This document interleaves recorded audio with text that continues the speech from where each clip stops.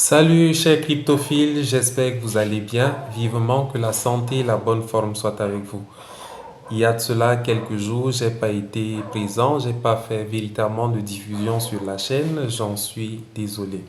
Et je me suis rappelé entre-temps qu'il y a un abonné, un cryptophile qui m'avait posé une question. Et ça, c'est une question qui revient de temps en temps dans la communauté Core particulièrement.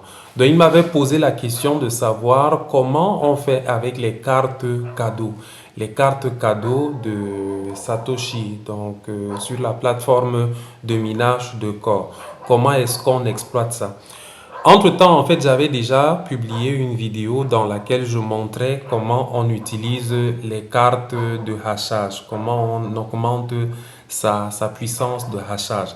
Donc, après avoir publié cette vidéo, il a donc demandé à savoir comment on peut également utiliser les cartes cadeaux. Donc, le principe de l'utilisation des cartes cadeaux, c'est que c'est quelque chose qui est beaucoup plus exploité par des personnes qui invite beaucoup de personnes dans le corps. C'est-à-dire quoi? Ce sont des personnes qui augmentent constamment leur nombre de filleuls qui exploitent le plus les cartes cadeaux. Il faut noter que les cartes cadeaux, c'est pour les nouvelles personnes qui rejoignent le projet. Une fois que vous avez utilisé une carte cadeau, vous ne pouvez plus en utiliser.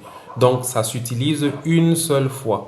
Donc, une fois que vous avez utilisé une carte cadeau, vous ne pouvez plus l'utiliser. Donc, qu'est-ce qui se passe donc? C'est utilisé beaucoup plus par ceux qui invitent donc des gens. Invitent. Vous invitez une personne. Une fois qu'elle s'est inscrite avec succès, vous lui partagez donc une carte cadeau.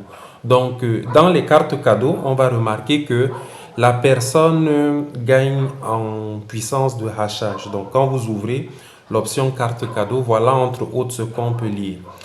En offrant la carte cadeau à d'autres personnes, les deux parties peuvent augmenter leur hachage. Donc, quand vous partagez votre carte cadeau à quelqu'un, vous augmentez, donc vous pouvez augmenter votre puissance de hachage, c'est-à-dire votre capacité à miner davantage, votre capacité à gagner davantage des actifs qui sont en airdrop sur l'application Satoshi augmente. Parce que on ne gagne pas que on a eu ça avec Core, mais tant que l'application Satoshi est là et que les airdrops ont cours, la puissance de hachage nous permet de gagner sur tous les projets qui vont passer sur cette application. Donc, on a donc lu ici que en offrant la carte cadeau à d'autres personnes, les deux parties peuvent augmenter leur hachage. Donc, vous pouvez augmenter votre hachage qui aura donc une incidence sur la quantité d'OpenX que vous allez gagner parce que actuellement, l'actif qui est en airdrop, c'est OpenX. Plus votre puissance, votre hachage augmente, plus également vous gagnez des pièces d'OpenX. Donc, on a donc plusieurs cartes de hachage. Vous prenez, vous copiez, vous collez, vous partagez. Et qu'est-ce qu'on lit encore à la fin? Le mode d'emploi. Il nous a indiqué dans le mode d'emploi que 2 à 10 cartes cadeaux sont générées chaque jour.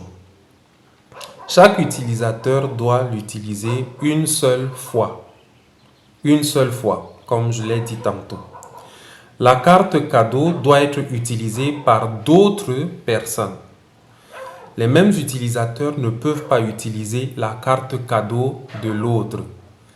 C'est-à-dire quoi? Donc les mêmes utilisateurs ne peuvent pas utiliser la carte cadeau de l'autre. C'est-à-dire quand on partage une carte cadeau, ça s'utilise une fois. Donc on ne peut pas avoir, comment dire, les mêmes utilisateurs.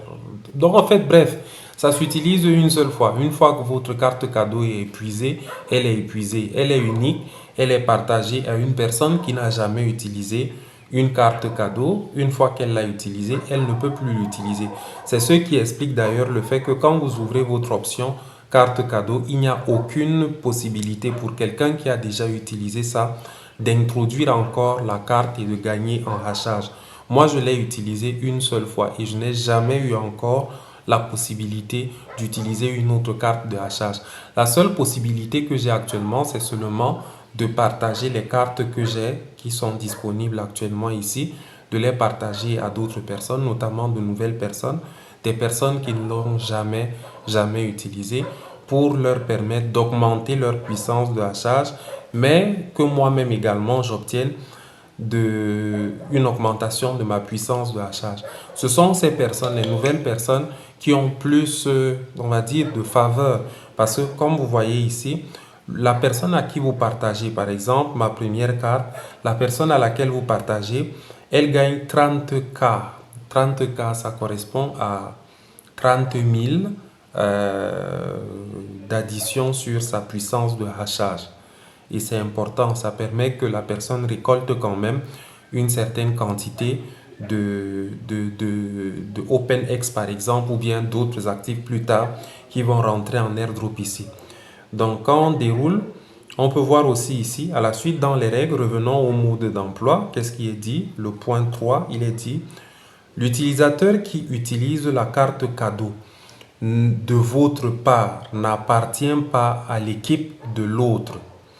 L'utilisateur qui utilise la carte cadeau de votre part n'appartient pas à l'équipe de l'autre. Son heure d'inscription doit être postérieure à la vôtre avec son équipe, est égal à 3 personnes, après quoi il pourra devenir votre coéquipier. Donc, cette partie particulièrement, elle est un peu équivoque. Il y a des éléments qui parfois ne se comprennent pas très clairement, pour moi en tout cas. Si ça se comprend très bien pour vous, vous pouvez expliquer de quoi il est question. Mais dans la pratique, ce que je sais, c'est que vous partagez les cartes de hachage. Bon, selon ce qui est dit ici, la personne pourrait être connectée à vous, je ne sais pas, d'une certaine façon, étant donné que vous partagez un hachage où lui, il a été récompensé, vous avez été récompensé. Et donc, il y a quelque chose qui se dit ici, un peu comme si lui, il sera connecté à vous. Mais à la base, quand il l'utilise, il reste connecté aussi à une autre personne. Maintenant, dans les détails, comment ça fonctionne, moi-même, je ne comprends pas très clairement ce qui est formulé ici. Si vous comprenez mieux ça, en tout cas, vous pouvez le dire. Peut-être je vais relire encore et peut-être vais-je saisir ça bien. Mais depuis longtemps, quand je relis, je vois beaucoup plus le côté pratique. J'ai relu ça plusieurs fois, en tout cas même avant, et je me suis rendu compte que dans la pratique, en fait, c'est que j'utilise une carte, je partage les cartes à d'autres personnes que j'invite, et c'est comme ça. C'est beaucoup plus utilisé par les personnes qui invitent autant de personnes possibles dans le projet. Et il y en a qui le font au quotidien, il y en a qui sont très forts dans les invitations. Donc le quatrième point, c'est que la carte cadeau ne volera pas les coéquipiers des autres et peut être utilisée pour restaurer la relation propriétaire lorsque l'équipier recruté n'est pas dans votre équipe pour des raisons particulières. Bon, c'est dit là aussi ici, ça n'arrache pas le coéquipier d'un autre, ça permet d'une certaine façon, moi je vois l'essentiel là-bas, c'est que ça augmente votre puissance de hachage, ça augmente également la puissance de hachage de l'autre. Donc maintenant, sous le principe, c'est que de temps en temps, si vous n'avez pas la possibilité d'inviter autant de personnes, au moins vous pouvez partager vos cartes de hachage de temps en temps, vos cartes cadeaux de temps en temps dans les groupes que vous connaissez déjà. J'ai fait la vidéo sur Core, sur les cartes de hachage. Vous pouvez aller revoir la vidéo, elle pourrait ressortir ici. Vous pouvez juste aller revoir la vidéo et voir comment intégrer les groupes où on partage les cartes de hachage et autres. Donc, je n'avais pas répondu à ça. J'espère que la vidéo aussi satisfait la question que la personne avait posée. Je ne me rappelle pas trop la personne, mais en fait, je vais peut-être retrouver la capture de son message. Et puis, bon, voilà, c'est là ma réponse à cette question-là. Donc, le projet OpenX est en évolution. On est déjà à plus de 60% de l'épuisement de l'airdrop. Il faut y prendre part, c'est très important. Et vous pouvez trouver en description dans le lien qui vous dirige vers la création de votre compte si vous ne l'avez pas encore, le compte de l'airdrop de Satoshi.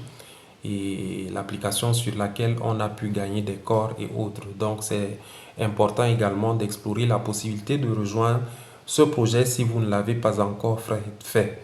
La plateforme vous permet de bénéficier de beaucoup d'airdrops, des airdrops à venir, mais déjà pour l'essentiel, on a deux principaux airdrops qui ont eu lieu là. Il y a des airdrops tests qu'on ne va pas compter. Les principaux airdrops qu'on a déjà là, Core, c'est passé. Maintenant, on est avec OpenX. OpenX qui est associé à un exchange décentralisé qui va voir le jour dans bientôt et on aura la suite en tout cas.